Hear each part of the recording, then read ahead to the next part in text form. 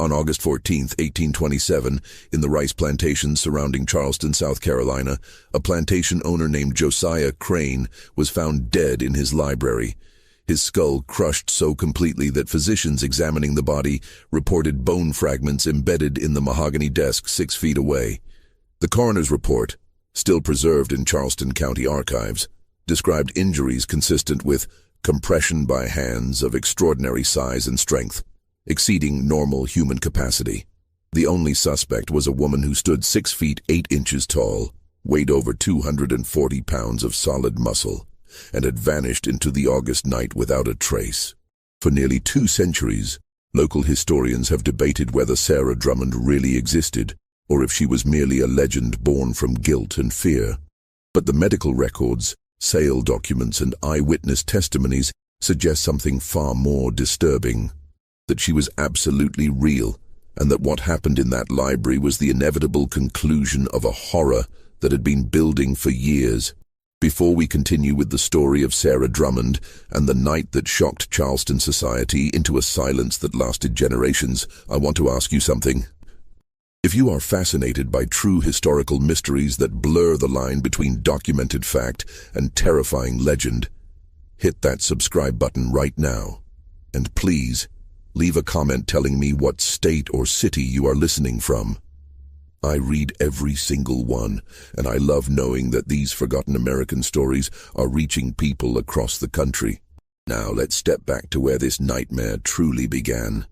The story of Sarah Drummond does not start with violence, it starts with money. In the spring of 1823, the port of Charleston was experiencing one of its busiest trading seasons in decades. Ships arrived weekly from the Caribbean, from West Africa, from the tobacco regions of Virginia, all carrying human cargo to be sold at the markets on Chalmers Street and Gadsden's Wharf. Charleston was not just a port city. It was the beating heart of the domestic slave trade in the American South, a place where fortunes were made through the buying and selling of human beings with the same casual efficiency as cotton bales or rice barrels. The rice plantations that surrounded Charleston were particularly brutal operations. Unlike the cotton fields further inland, rice cultivation required workers to stand in water for hours at a time, in swamps teeming with malaria-carrying mosquitoes, venomous snakes, and alligators. The death rate among enslaved workers on rice plantations was staggering. Some historical estimates suggest that nearly 30% of enslaved people working in the rice fields died within their first year. The work was so dangerous, so exhausting, so deadly, that plantation owners constantly needed to purchase new workers to replace those who had perished. This created a perverse economy. Slave traders scoured the southern states, looking for strong, healthy workers who could withstand the brutality of the rice swamps. And occasionally they found something unusual, something that would fetch an extraordinary price. In March of 1823, a slave trader named Caleb Rutherford arrived in Charleston with a coffle of 37 people he had purchased in Virginia and North Carolina. Among them was a young woman, perhaps 19 or 20 years old, who immediately drew attention for one unmistakable reason. She was enormous. Contemporary accounts from the auction house records describe her as standing near 7 feet in height, with a frame of unusual breadth and musculature. Witnesses at the auction reported that she had to duck to enter doorways, and that her hands were so large they could wrap entirely around a man's head. Her name, according to the auction documents, was Sarah. No last name was recorded in the initial sale papers, as was common practice. She had been born on a small farm in Piedmont, North Carolina, the daughter of an enslaved woman whose name has been lost to history. From the scattered records that survive, it appears Sarah suffered from a condition that modern medicine would recognize as pituitary gigantism, a rare disorder caused by excess growth hormone, typically due to a benign tumor on the pituitary gland. In the 1820s, however, no such medical understanding existed. To the people who saw her, Sarah was simply a freak of nature, a curiosity, and potentially a very valuable one. The auction took place on a humid Tuesday morning in late March. The auction house on Chalmers Street was packed with planters, merchants, and curious onlookers who had heard rumors about the giant woman. When Sarah was brought onto the platform, still shackled at the wrists and ankles, a murmur rippled through the crowd. She stood nearly a full head taller than the auctioneer, a portly man named James Vanderhorst, who had conducted thousands of these sales, but admitted later to friends that he had never seen anything quite like her. The bidding started at $400, an already substantial sum. Within minutes, it had climbed to $800, then $1,000. Planters shouted their offers, each trying to outbid the other, seeing in Sarah not just a worker, but a spectacle. Someone who could draw visitors, someone who could be displayed. The winning bid came from a man standing near the back of the room. His name was Josiah Crane, and he paid $1,300 for Sarah Drummond. It was one of the highest prices ever recorded for a single enslaved person at a Charleston auction in that year. Crane was a rice planter who owned a mid-sized plantation called Marsh Bend, located about 18 miles southwest of Charleston, deep in the network of tidal swamps and meandering rivers that characterized the Low Country. He was 42 years old, a widower, and had a reputation among other planters as a man who ran his plantation with an iron fist and had no patience for what he called softness in managing enslaved workers. As Sarah was led away from the auction block, her wrists now bound with Crane's property mark burned into a leather collar around her neck, witnesses reported that she never made a sound. She did not cry. She did not resist. She simply stared straight ahead with dark, unreadable eyes, her massive frame moving with a strange, quiet grace despite the chains. No one at that auction could have known what they had just witnessed. They could not have known that they were watching the beginning of a story that would end in blood, mystery, and a legend that would haunt the Low Country for generations.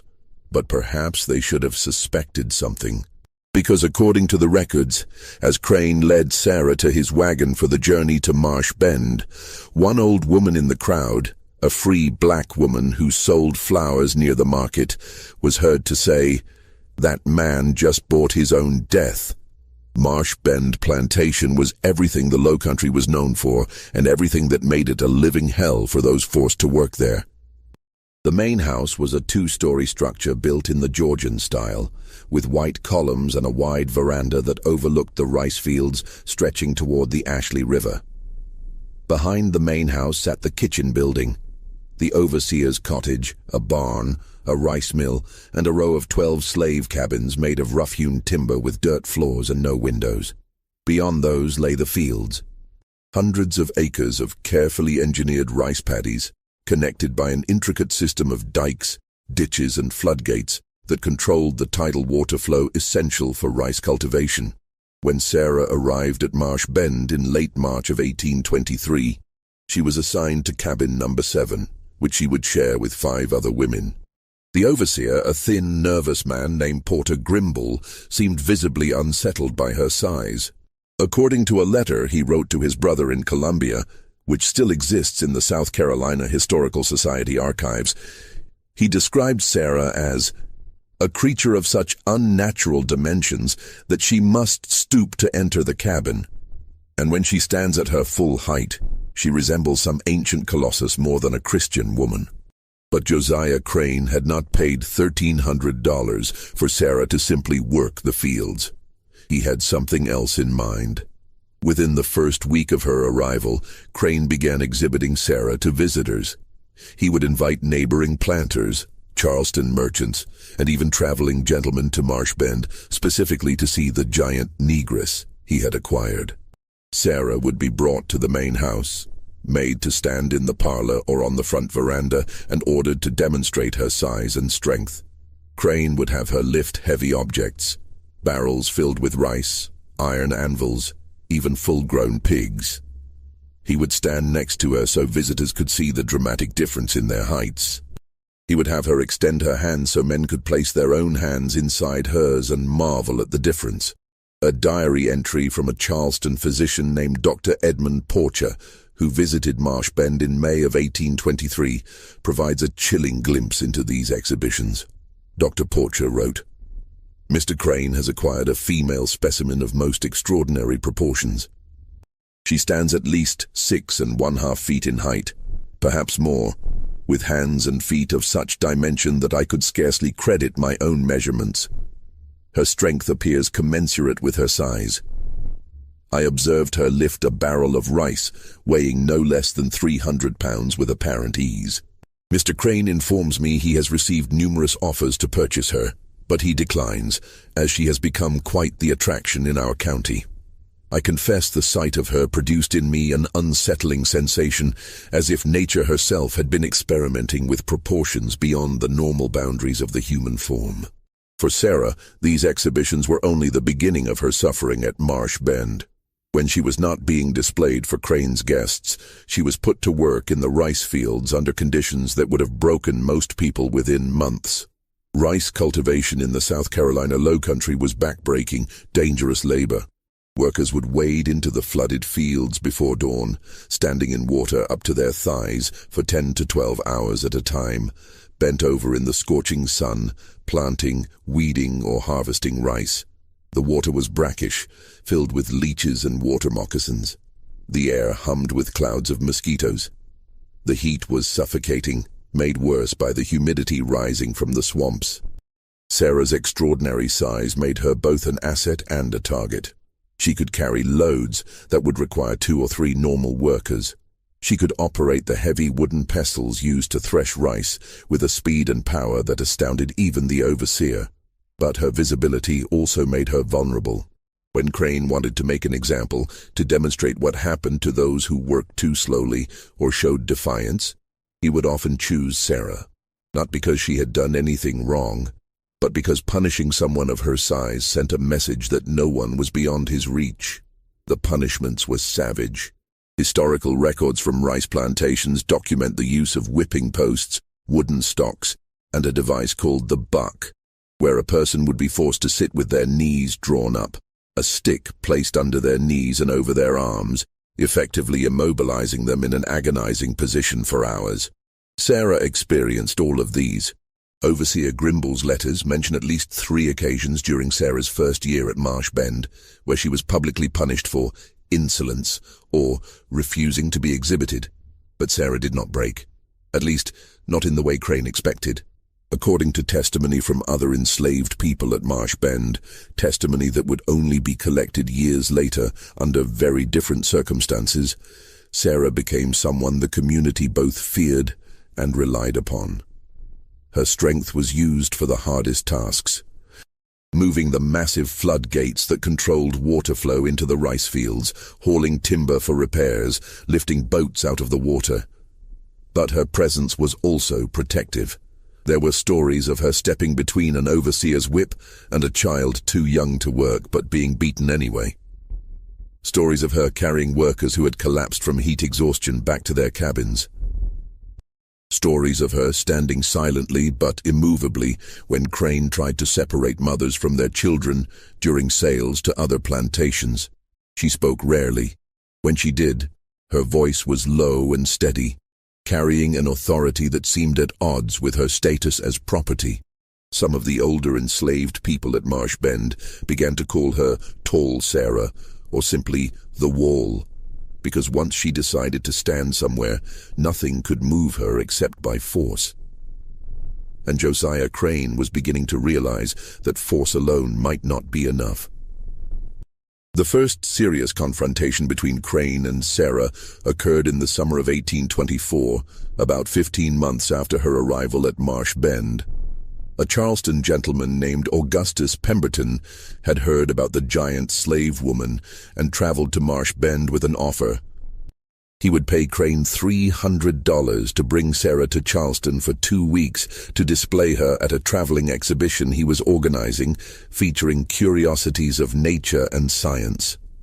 The exhibition would include preserved specimens, mechanical devices, and Sarah as the living centerpiece. Crane agreed immediately. The prospect of earning money while simultaneously raising his own profile in Charleston society was too tempting to refuse. He informed Sarah of the arrangement, expecting her to comply as she always had. But this time, something was different. According to testimony from a house servant named Ruth, who was present during the conversation, Sarah looked directly at Crane and said very quietly, "I will not go." Crane was stunned. In the year and a half he had owned Sarah, she had never directly refused an order. He repeated the command, his voice rising. Sarah repeated her refusal, her voice remaining steady and low. Crane's face flushed red. He called for the overseer. He ordered Sarah taken to the whipping post immediately. What happened next became the subject of intense discussion among the enslaved community at Marsh Bend and would be whispered about for years. 4 men, including Overseer Grimball, attempted to force Sarah toward the post. She did not fight them exactly. She simply stopped moving. She planted her feet and became dead weight. The 4 men pulled, pushed, struck her with fists and a cane, but Sarah would not budge. It took 8 men, using ropes and finally resorting to threatening to harm other enslaved people if she did not comply, before Sarah finally walked to the post. The punishment was severe, 30 lashes with a braided leather whip.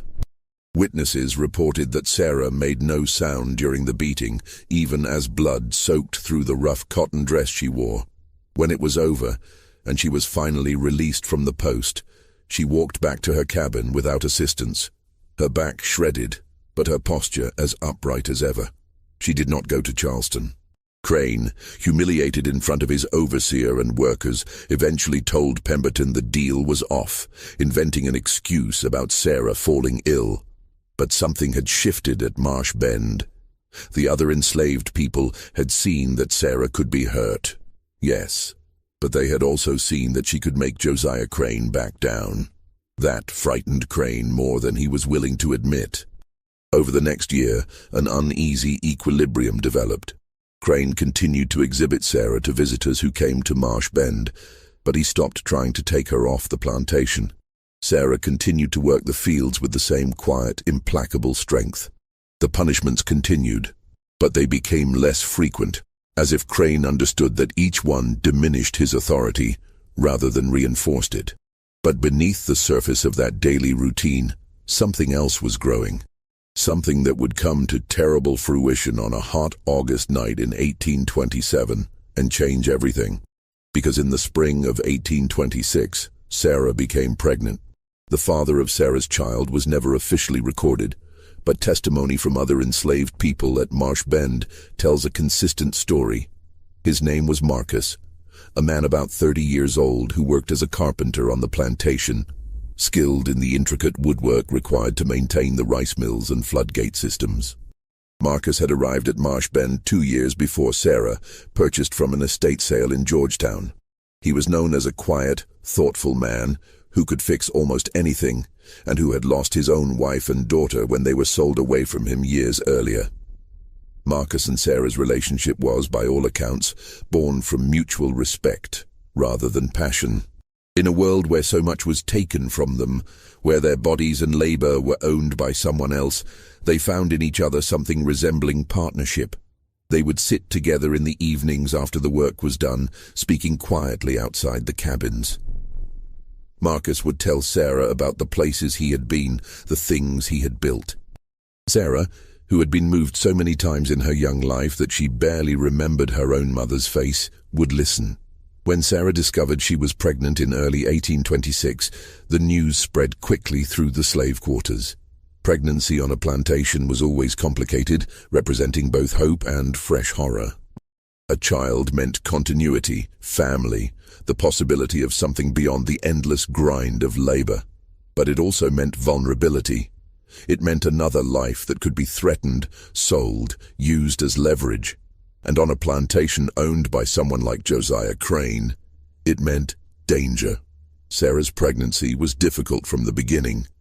Her size, the very thing that had made her valuable to Crane, made carrying a child physically challenging. She continued working in the fields through her first months of pregnancy, as all enslaved women were expected to do, but the other women at Marsh Bend noticed that she moved more slowly, that she would sometimes pause and press her hand to her lower back, her face showing a rare flicker of pain. Crane noticed too, but for different reasons. A pregnant slave woman meant, in his calculation, another piece of property, another person he could own, sell, or use. He began talking openly about the child, telling visitors that he expected the infant to be of unusual size, given the mother's extraordinary dimensions, and speculating about what price such a child might fetch when old enough to sell. These comments, overheard by the house servants and relayed back to the quarters, filled Sarah with a cold dread that she had never felt before. She had endured beatings, humiliation, exhaustion, hunger. But the thought of her child being treated as Crane had treated her, exhibited like an animal, punished for entertainment, perhaps eventually sold away, was something different, something unbearable. Marcus noticed the change in Sarah. She became even more silent than usual, her face hard, her eyes distant. At night, she would sit outside the cabin with her hands on her belly, staring toward the main house with an expression that frightened even those who knew her well. In November of 1826, Sarah was ordered to stop field work and was assigned lighter tasks around the plantation, shelling rice, mending, working in the kitchen garden. Her belly had grown enormous, and it became difficult for her to move with her usual ease. But even in this diminished state, she remained an imposing presence. The kitchen workers reported that when Sarah stood in the doorway of the kitchen building, she blocked out the sunlight entirely. The birth came in late January of 1827, during one of the coldest nights of the winter. Sarah went into labor just after midnight, attended by two older enslaved women who served as midwives for the plantation community, a woman named Hester and another named Dinah. The labor was long and extremely difficult. Sarah, who had never cried out during beatings, screamed that night. The sound carried across the frozen fields and reached the main house, where Crane was awoken by the noise. According to his own later testimony, he lit a lantern and walked to the slave quarters, standing outside cabin 7 and listening to the sounds within. Just before dawn, the baby was born. A boy. He was large for a newborn, nearly 11 pounds, but otherwise appeared healthy and normal. When the baby cried, Hester would later testify, Sarah wept for the first time anyone at Marsh Bend had ever seen. She held her son against her chest, examining his tiny hands, his face, whispering words no one else could hear. Marcus was allowed into the cabin shortly after the birth. He stood beside Sarah looking down at the child, and those who were present reported that something passed between them in that moment, some unspoken understanding or decision. Sarah named her son Jacob. It was a biblical name, common among enslaved people, carrying connotations of struggle and survival. For a few brief weeks, despite everything, there was something like happiness in cabin 7. Sarah would nurse Jacob, hold him for hours, sing to him in a low voice that sounded like distant thunder. Marcus would carve small toys for the baby, tiny wooden animals that he would place in the cradle he had built. But Josiah Crane was watching and waiting. By the summer of 1827, Jacob was 6 months old. He was growing quickly, already larger than most babies his age, and had begun to smile and reach for things with chubby hands. Sarah had returned to work, but lighter work than before, mostly around the plantation buildings. She kept Jacob with her whenever possible, carrying him on her hip or back while she worked, never letting him out of her sight for long. Marcus had built a better cabin for them, using scrap wood and his skills to improve the structure, adding a real door with a latch and a small window with shutters. It was still a slave cabin, still barely adequate shelter, but it was theirs. And inside those rough walls they tried to build something resembling a family. But in Charleston, Josiah Crane's finances were deteriorating. The rice market had been unstable for several years, and Crane had made some disastrous investments in a shipping venture that collapsed. He owed money to multiple creditors, and they were becoming insistent. By July of 1827, Crane was facing the real possibility of losing Marsh Bend entirely if he could not raise capital quickly. The solution in his mind was simple: sell some of his enslaved workers. He could sell 5 or 6 people and clear enough debt to stabilize his position. The question was, which ones to sell? On a humid Tuesday afternoon in early August, a slave trader named Nathaniel Gadsden arrived at Marsh Bend.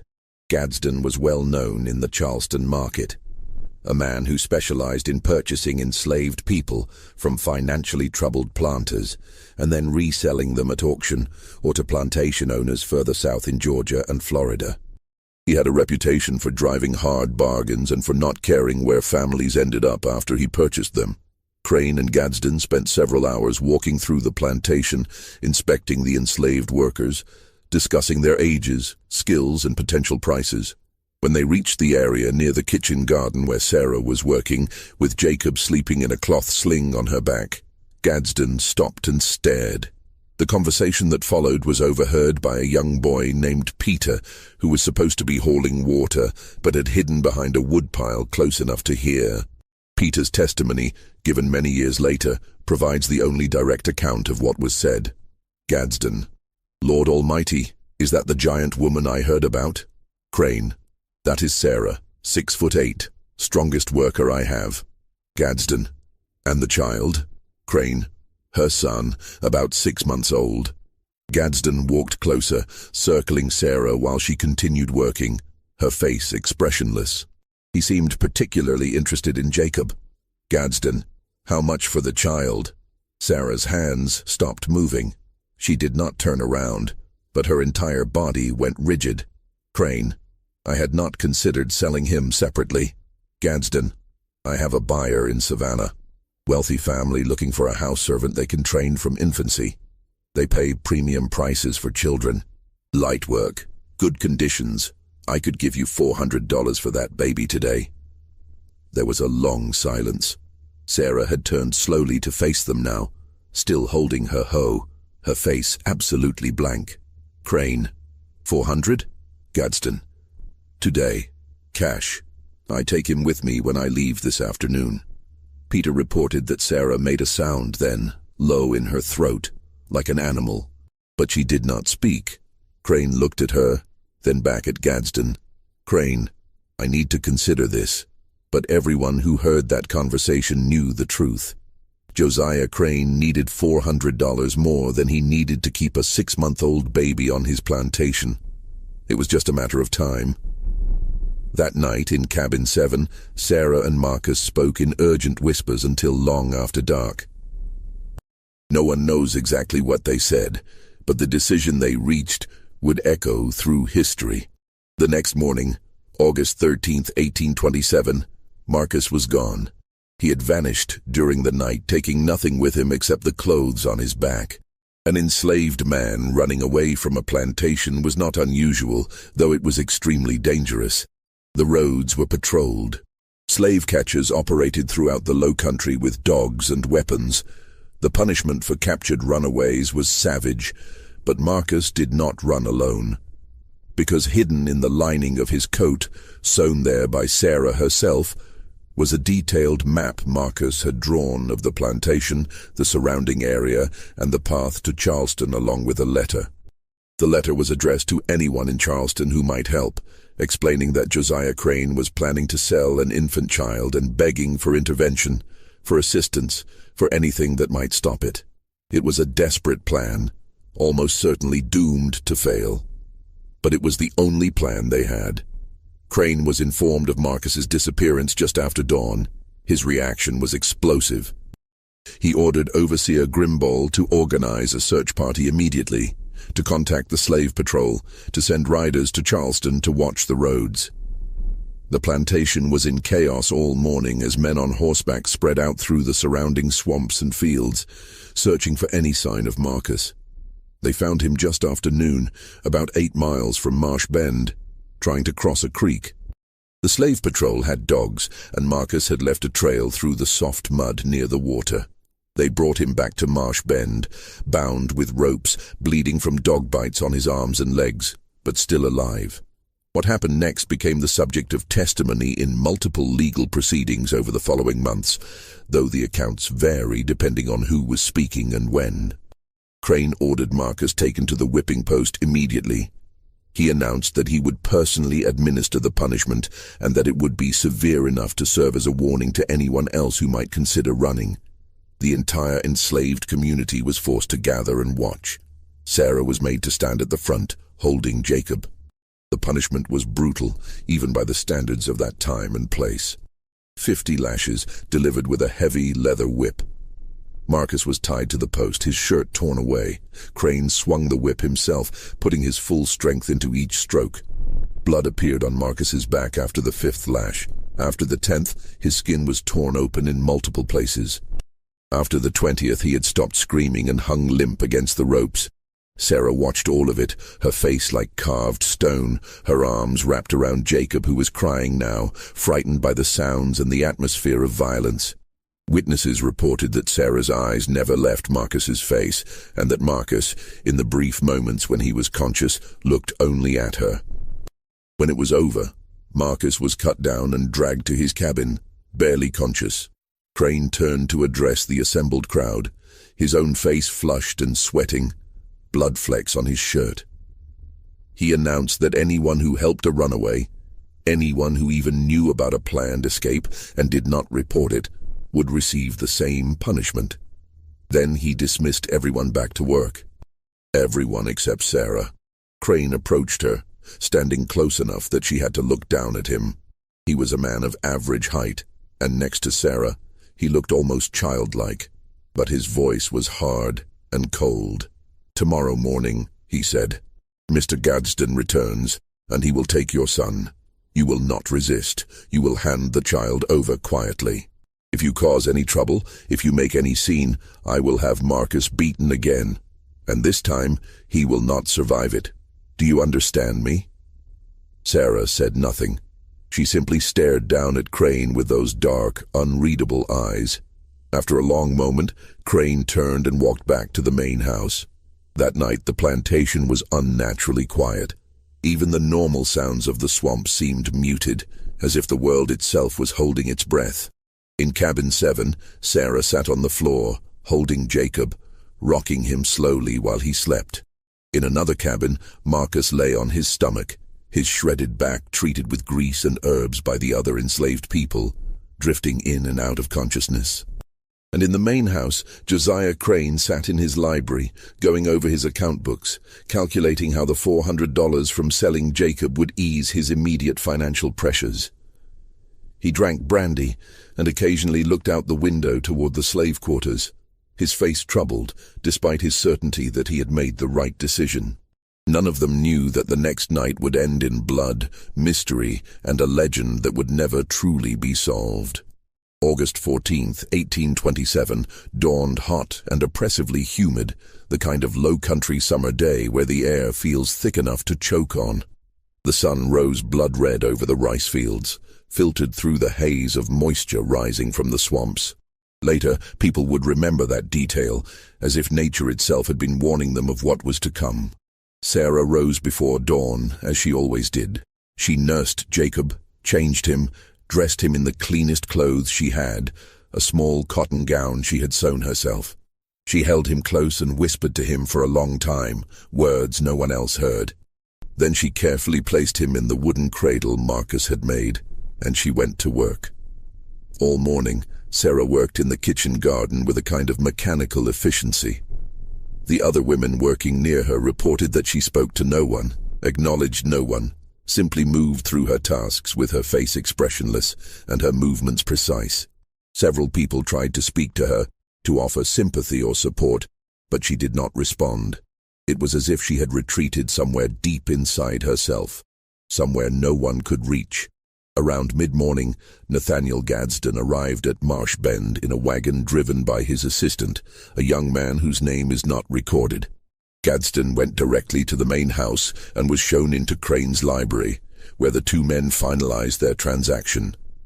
$400 in cash, exchanged for ownership papers, hastily written up for an infant named Jacob, age 6 months, property of Josiah Crane, now sold to Nathaniel Gadsden. At noon, Crane sent word that Sarah should bring the child to the main house. The message was delivered by a house servant named Ruth, who had the unenviable task of walking to the kitchen garden and telling Sarah that it was time to give up her son. Sarah's reaction was unexpected. She simply nodded. She put down her hoe, wiped her hands on her dress, and walked calmly to cabin 7. She emerged a few minutes later carrying Jacob, who was awake and looking around with curious eyes. She walked toward the main house without hurrying, without hesitating, her face still showing no emotion at all. The other enslaved people watched her go, many of them weeping. Some expected her to run, to fight, to do something. But Sarah just walked steadily across the yard, up the steps of the main house, and disappeared inside. What happened in the next 15 minutes comes from multiple testimonies, primarily from Ruth, who was present in the house, and from Overseer Grimball, who was called inside during the exchange. Sarah entered the library where Crane and Gadsden were waiting. She stood just inside the doorway, holding Jacob against her chest. Crane gestured for her to approach. She took 3 steps forward and stopped. The men waited for her to come closer, but she did not move. After an uncomfortable silence, Crane spoke. "Sarah, give the child to Mr. Gadsden." Sarah looked at Gadsden, then at Crane. In a voice so quiet they had to strain to hear, she said, "Please." It was the first time anyone at Marsh Bend had ever heard Sarah beg for anything. Crane's face hardened. "The matter is settled, Sarah. Give him the child now." Sarah's arms tightened around Jacob. Her voice rose slightly. "Please, I will work harder. I will do anything. Please do not take my child." Gadsden shifted uncomfortably. Crane stood up from behind his desk, his voice sharp. "You forget yourself. You do not beg. You obey. Hand over the child this instant." For a long moment, Sarah did not move. Then, slowly, she looked down at Jacob. She kissed his forehead.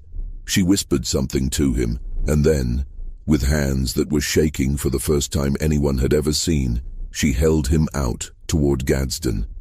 Gadsden stepped forward and took Jacob from her arms. The baby, sensing the change, began to cry. The sound seemed to break something in the room. Sarah's face crumpled, just for a second, showing raw anguish before she forced it back into blankness. But her hands, now empty, were still extended, as if she could not quite comprehend that they no longer held her son. Crane, perhaps feeling a twinge of something like guilt or perhaps just wanting the scene to end, said more gently, "The child will be well cared for, Sarah. He goes to a good situation. You will work, and perhaps in time you can have other children. Now go back to your work." Sarah lowered her hands slowly. She looked at Crane with an expression that Ruth would later describe as beyond hatred, beyond despair, something cold and final. Then she turned and walked out of the library, out of the main house, and back toward the slave quarters. Gadsden left Marsh Bend shortly after noon, with Jacob wrapped in a blanket in the wagon crying for his mother. Sarah was seen standing near cabin 7, watching the wagon roll down the long driveway toward the main road. She stood there without moving for nearly an hour after the wagon had disappeared from sight. The afternoon passed in a strange, tense atmosphere. Everyone at Marsh Bend knew something terrible had occurred, but the routines of plantation life continued regardless. The work had to be done. The rice would not harvest itself. So people returned to the fields, to their tasks, moving mechanically through the motions while their minds were elsewhere. Sarah returned to work as well, but something had changed. Several people later testified that her movement seemed different, more deliberate, almost ritualistic. She worked steadily through the afternoon, refusing food when it was offered, speaking to no one. As the sun began to set, painting the sky in deep oranges and purples, she finally stopped working. She walked to the cabin where Marcus lay recovering from his beating. She entered without knocking and sat beside his pallet. Marcus was awake, his face drawn with pain but his eyes alert. According to testimony from others in the cabin who pretended to sleep but listened, Sarah and Marcus spoke in low voices for nearly an hour.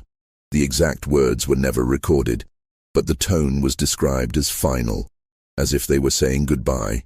At one point, Marcus reached out and took Sarah's hand in his. and they sat like that in silence for a long time. When Sarah finally stood to leave, Marcus said something that several people heard clearly. "You do what you have to do." Sarah returned to cabin 7 as full darkness descended. She did not eat the evening meal. She sat on the floor with her back against the wall, staring at the empty cradle Marcus had built, her face illuminated by the dim light of a single candle. Around 9 o'clock she stood up, blew out the candle, and left the cabin. Several people saw her walking across the plantation grounds toward the main house. Her figure was unmistakable even in the darkness, towering and moving with that strange, quiet grace. One man, an elderly field worker named Solomon, later testified that he called out to her, asking where she was going. Sarah did not answer. She simply kept walking. At approximately 9:30, according to the clock that would later be found stopped at that exact time in Josiah Crane's library, Sarah Drummond entered the main house through the kitchen door. The main house at Marsh Bend was quiet that night. Crane had dismissed most of the house servants earlier than usual, keeping only Ruth and one other servant, an older man named Isaac who served as butler. Crane himself was in his library, the same room where he had taken Jacob from Sarah's arms just 9 hours earlier. He was working on his account books, occasionally sipping from a glass of brandy, reviewing the entries that now included $400 from the sale.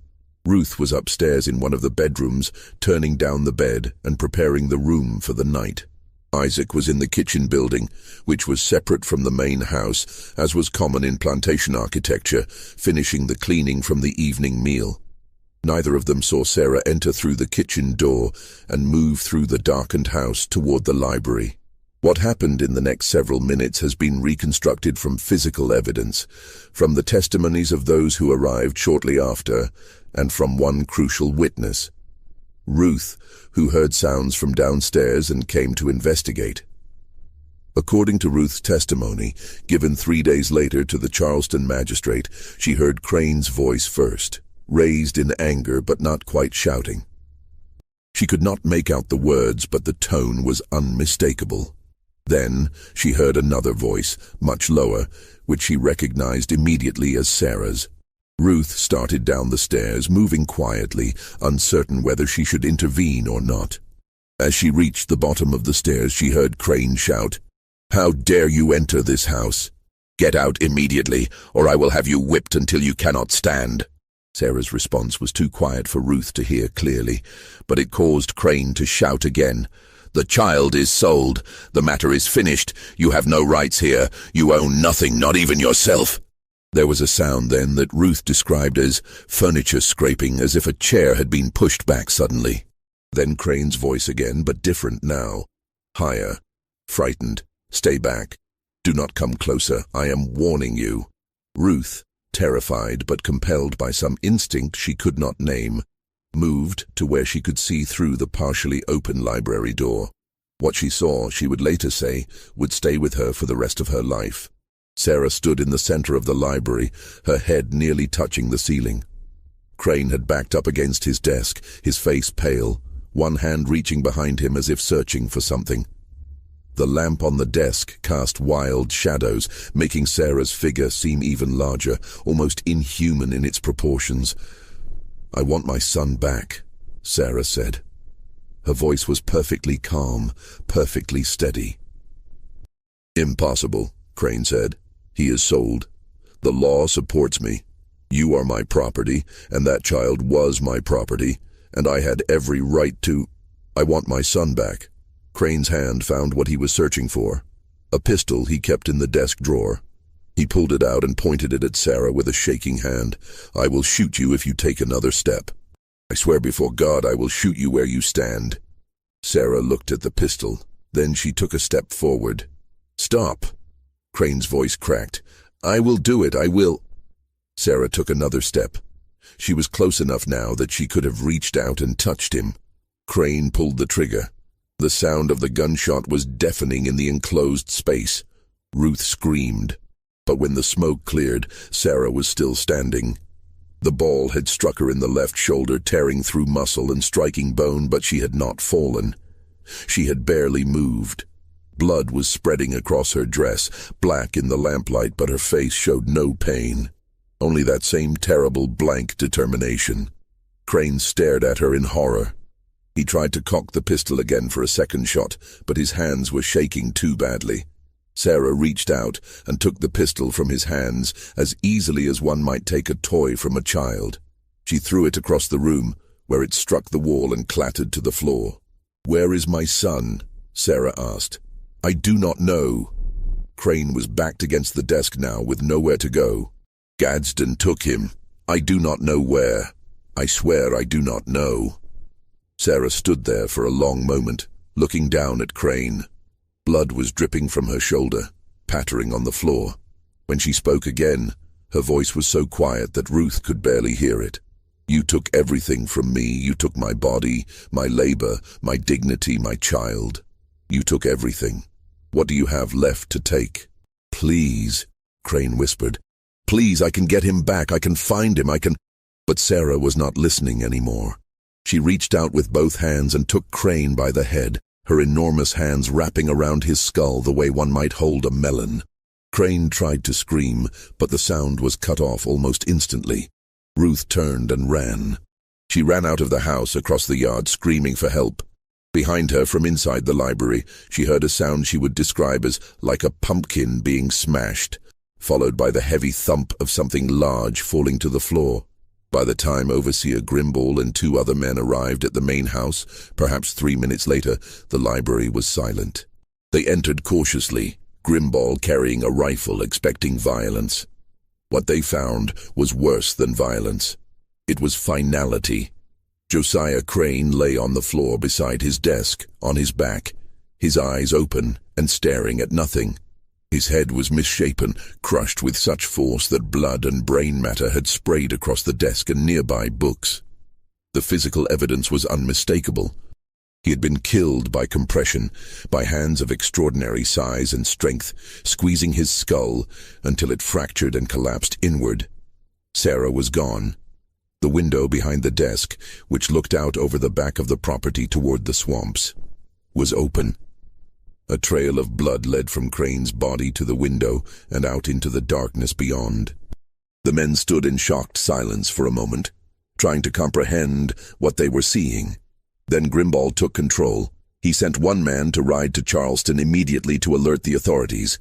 He sent another to gather all the enslaved men to form a search party. He posted guards at the main house to preserve the scene.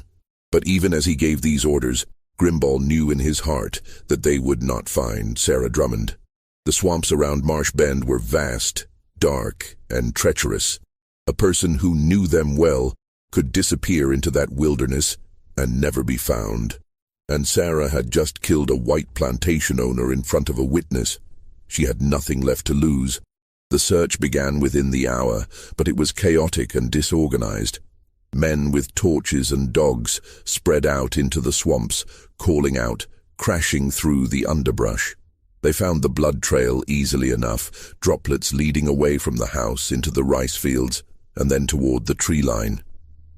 But at the edge of the swamp, the trail disappeared. The ground was too wet, too tangled with vegetation, and in the darkness it was impossible to track anything with certainty. They searched all night and found nothing. No body, no clothing, no sign that Sarah had been there at all, except for that blood trail that ended at the swamp's edge, like a line drawn in the sand. As dawn broke on August 15th, the searchers returned to Marsh Bend, exhausted and empty-handed. Just when we thought the horror at Marsh Bend had reached its conclusion, the investigation revealed something that would haunt Charleston society for generations. If this story is giving you chills, share this video with a friend who loves dark mysteries, hit that like button to support our content, and do not forget to subscribe to never miss stories like this. Let's discover together what happens next, because the mystery of Sarah Drummond was only beginning.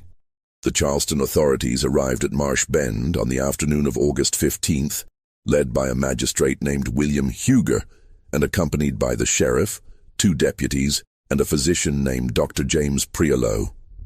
What they found was a plantation in chaos, With the enslaved community terrified and silent, the overseer overwhelmed, and a crime scene that defied easy explanation. Dr. Priolo's examination of Josiah Crane's body was thorough and disturbing. His official report, preserved in the Charleston County Archives, describes injuries consistent with massive compression force applied to the cranium, resulting in multiple fractures, brain hemorrhage, and immediate death. The doctor noted that the marks on Crane's skull corresponded to fingers of unusual length and width, and that the force required to produce such injuries would exceed the capacity of most men, requiring strength of an extraordinary nature. The investigation focused initially on finding Sarah, but as the days passed with no trace of her, the authorities began to interview everyone at Marsh Bend. The testimonies they collected painted a disturbing picture of life on the plantation and of Sarah herself. Ruth gave her account of what she had witnessed, though she was clearly terrified of the consequences. Her testimony was corroborated by Isaac, who had heard the gunshot and had seen Sarah's bloody trail leading from the house. Other enslaved people testified about Sarah's size, her strength, the years of abuse she had suffered, and the sale of her child the morning of the murder. The discovery of the gunshot wound complicated matters. The authorities found the pistol where Sarah had thrown it, and the ball lodged in the wall behind where she had been standing. This meant Crane had shot Sarah before she killed him, which raised uncomfortable legal questions about self-defense. Could an enslaved person claim self-defense against their owner? The law said no, but the circumstances made even the most hardened magistrates uneasy. Marcus was questioned extensively. He was still recovering from his beating, barely able to sit up, but the authorities suspected he knew something about Sarah's whereabouts. Marcus maintained that he had been in his cabin all night, too injured to move, and knew nothing of what Sarah had done until he heard the commotion afterward. Several other enslaved people confirmed his story. The authorities had no choice but to accept it, though they remained suspicious.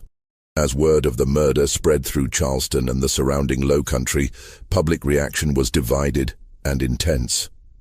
Among the plantation-owning class, there was outrage and fear.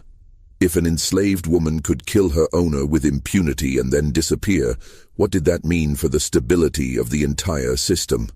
Emergency meetings were called. Patrols were increased. New restrictions were placed on enslaved people's movements. But among other communities, particularly free black people and those opposed to slavery, the story took on different dimensions. Sarah became to some a symbol of resistance. To others, a cautionary tale about the inevitable violence that slavery produced. To still others, she was simply a mother who had been pushed beyond endurance. The search for Sarah continued for weeks, expanding far beyond Marsh Bend. Slave catchers were hired. Rewards were posted. Reports came in from across the region of sightings of a woman matching Sarah's distinctive appearance. A woman of extraordinary height seen near the Santee River. A giant woman spotted on a road leading north toward North Carolina. A tall woman asking for food at a church in the backcountry. But none of these sightings were ever confirmed. When investigators followed up, they found nothing. It was as if Sarah had been swallowed by the landscape itself, becoming part of the swamps and forests that surrounded Marsh Bend. Then, in September of 1827, something unexpected happened. A letter arrived at the Charleston magistrate's office. It had no return address and had been left at a post office in Columbia, over 100 miles from Charleston. The handwriting was crude but legible, the spelling uncertain but understandable. It read, "To those seeking the woman Sarah, I am not dead. I will never return. I am going north to find my son. If any man tries to stop me, he will meet the same fate as Josiah Crane. Do not follow me." The letter was not signed, but Magistrate Huger was convinced it was authentic. The phrasing, the determination, the threat, all seemed consistent with what he knew of Sarah. But it raised more questions than it answered. Had Sarah really made it all the way to Columbia? Was she still alive despite her gunshot wound? And most troubling, did she really intend to search for her son? The authorities did not publicize the letter. They feared it would inspire other enslaved people or create panic among plantation owners. But they shared it confidentially with slave traders and catchers across the region, asking them to watch for a woman of Sarah's description, particularly one asking questions about a child named Jacob, sold in August. Nathaniel Gadsden, the trader who had purchased Jacob, was questioned extensively. He confirmed that he had sold the child to a family named Haverford in Savannah, Georgia, for $500 just 2 days after leaving Marsh Bend. The Haverfords were contacted. They confirmed that they had purchased an infant boy in mid-August and that the child was healthy and in their possession. But they were understandably alarmed by the story of Sarah and what she had done. They hired armed guards to watch their property for months afterward. As 1827 turned to 1828 and then to 1829, the active search for Sarah gradually ceased. She had not been found. She had not been reported anywhere with certainty. The authorities concluded that she had likely died from her gunshot wound somewhere in the wilderness. Her body never recovered. The case was officially closed, though a standing warrant for her arrest remained on the books for decades. But the story did not end there. Because over the years, over the decades, the rumors persisted. In the years following Sarah's disappearance, stories began to emerge from across the South about encounters with a woman of extraordinary size. These stories were whispered in slave quarters, shared in free black communities, sometimes even reported by white travelers who claimed to have seen something inexplicable. In 1831, a group of escaped enslaved people arriving in Pennsylvania via the Underground Railroad reported that they had been helped along their journey by a woman they described as a giant, taller than any person we had ever seen, who moved through the forest like a spirit and knew every hidden path. When asked her name, she had told them only, "I am looking for my son." In 1835, a plantation overseer in northern Georgia reported an encounter with a woman matching Sarah's description who had appeared at the edge of his property asking about recent slave sales. When he tried to detain her, she had lifted him off the ground with one hand and thrown him aside like a child. By the time he recovered and gathered help, she had vanished. In 1842, a Quaker woman operating a safe house on the Underground Railroad in Ohio wrote in her diary about a visitor who had stayed one night. "A woman of most extraordinary stature and bearing arrived at our door, seeking shelter and information about the location of a child sold from Charleston years ago. She would not give her name. She bore old scars that suggested violence.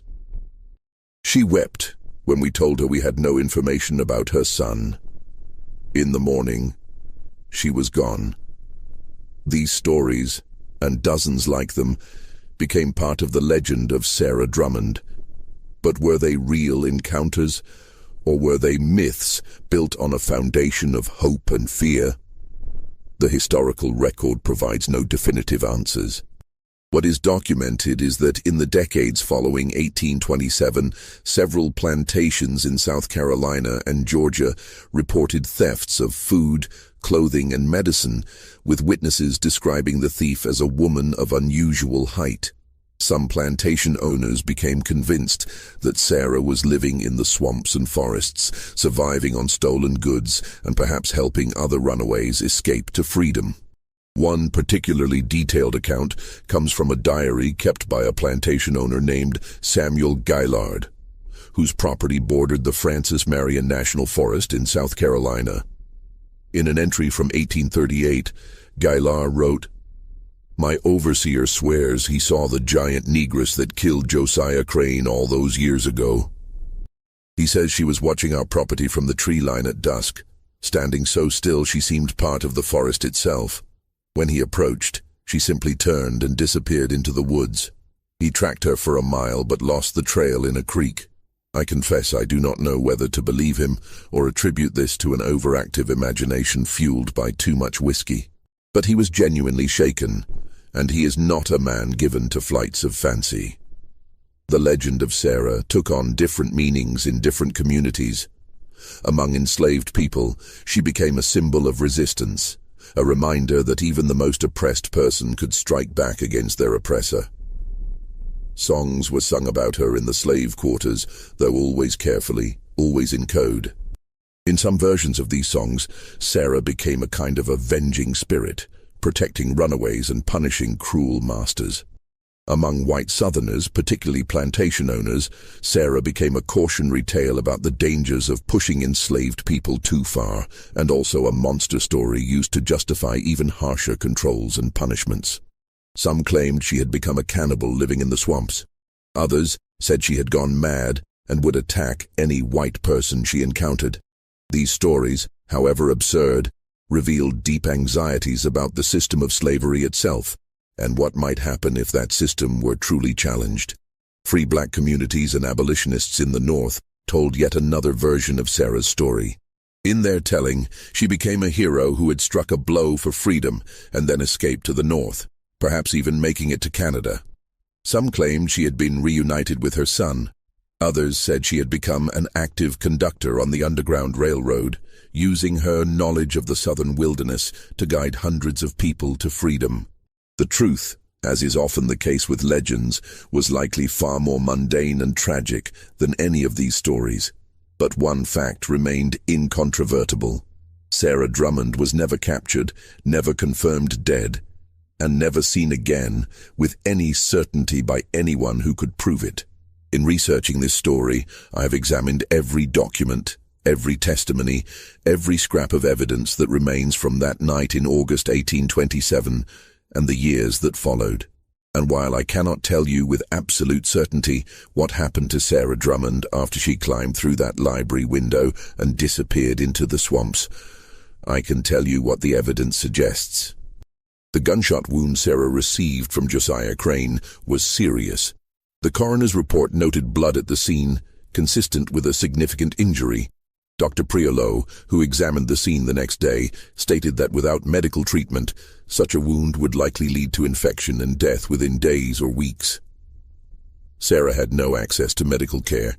She was a fugitive in a hostile landscape, being actively hunted by men with dogs and weapons. The most likely scenario, the one that most historians who have studied this case accept, is that Sarah died within a few days of escaping Marsh Bend. She probably made it some distance into the swamps, perhaps following waterways where dogs could not track her scent, but eventually succumbed to her wound. Her body, if she died in the deep swamps, would have been quickly consumed by the ecosystem. Alligators, wild pigs, and the simple process of decomposition in that hot, wet environment.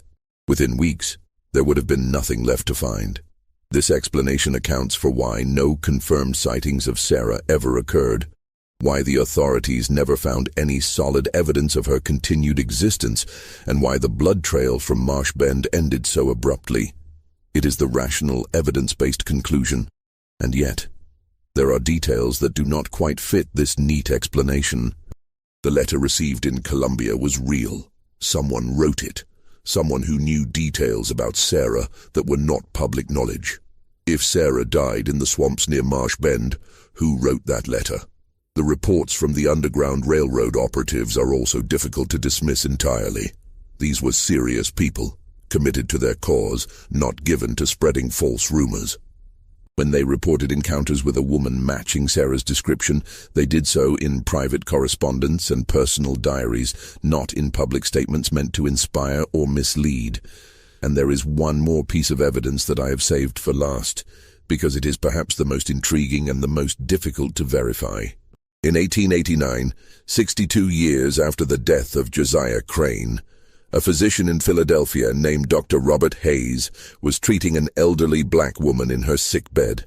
The woman was dying, and in her final days, she told Dr. Hayes a story. She claimed that her mother had been an escaped slave from South Carolina, a woman of extraordinary size, who had killed her owner in the 1820s. The woman said her mother had survived for years in the wilderness before eventually making it north with the help of free black communities and Quaker abolitionists. She said her mother had searched for her first child, a son named Jacob, for more than a decade, but never found him. Eventually, she had settled in Pennsylvania, taken a new name, and lived quietly until her death in 1867. Dr. Hayes wrote about this conversation in a letter to a colleague, noting that he had found the woman's story remarkable, but impossible to verify. The woman herself died 2 days after their conversation. Dr. Hayes never learned her name, and he made no effort to investigate her claims. The letter was discovered in 2003 by a historian researching Civil War-era medical practices in Philadelphia.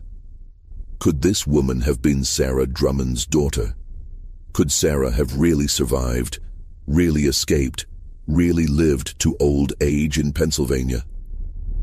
We will never know for certain. The evidence is too thin, too circumstantial, separated by too many years. What we do know, what is incontrovertibly documented and real, is what happened on the night of August 14th, 1827, in that library at Marsh Bend.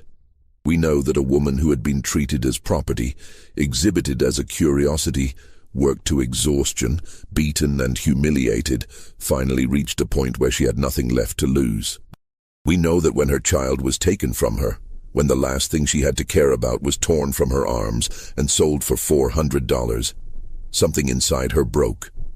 Or perhaps it did not break. Perhaps it crystallized into something hard and final and unstoppable. We know that Josiah Crane died that night, his skull crushed by Sarah's bare hands. We know that Sarah disappeared and was never found. And we know that for nearly 2 centuries, people have wondered and debated and told stories about what really happened to the giant slave woman of Charleston.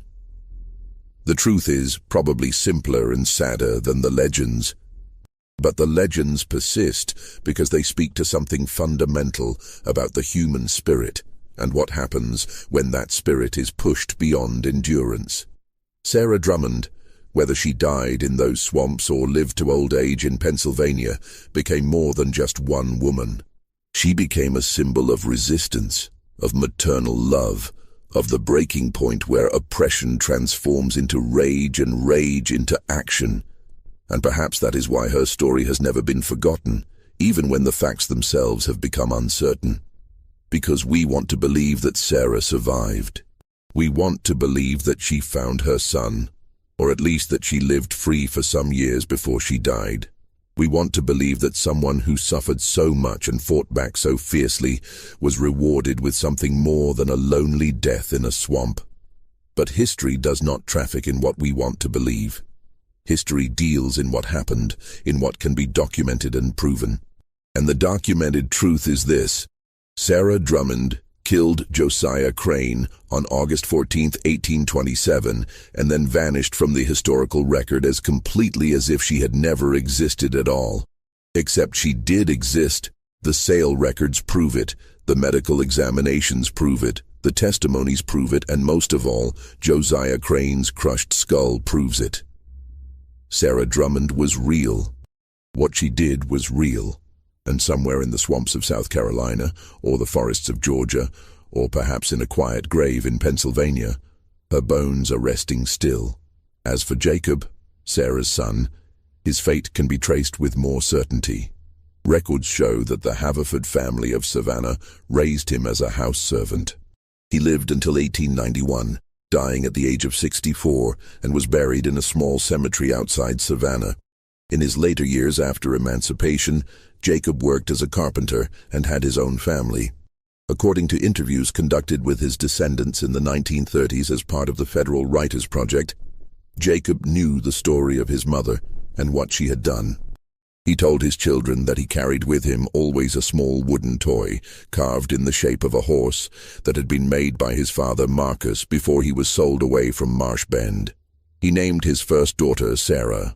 This mystery shows us that even in the darkest periods of American history, there were individuals who refused to accept their dehumanization, who fought back against impossible odds, and who became legends precisely because they dared to resist.